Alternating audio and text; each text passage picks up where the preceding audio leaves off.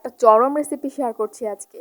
এখানে আমি কয়েকটা হাড্ডি ছাড়া ও তেল ছাড়া মাংস নিয়ে আমি সেগুলোকে গুঁড়া মশলা দিয়ে সেদ্ধ করে টানা 2 থেকে 3 দিন পর্যন্ত কড়া রোদে শুকিয়ে নিয়েছি এবং কতটা শক্ত হয়ে গেছে দেখতে পাচ্ছেন। এগুলোকে ডিপ ফ্রিজে আমি 1 বছরেরও বেশি সময় ধরে সংরক্ষণ করতে পারবো।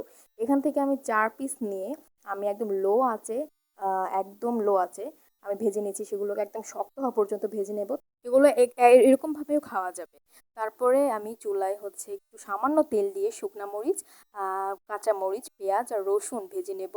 তারপরে সেই মাংসগুলোকে আমি বেটে নেব, একদম ঝুরঝুরে হয়ে যাবে। তারপরে সেই মশলাগুলোকেও আমি শুকনো মরিচ সহ ভেজে নেব। সামান্য একটু লবণ দেব, কারণ লবণ কিন্তু আমার মাংসতে দেওয়াই ছিল। তারপরে আমি কাঁচা আদা কুচি দিয়ে দিচ্ছি একটুখানি সামান্য। তারপর সবগুলোকে খুব ভালোভাবে মিক্স করে নেব যতক্ষণ না পর্যন্ত লালচে লালচে হয়ে গেছে।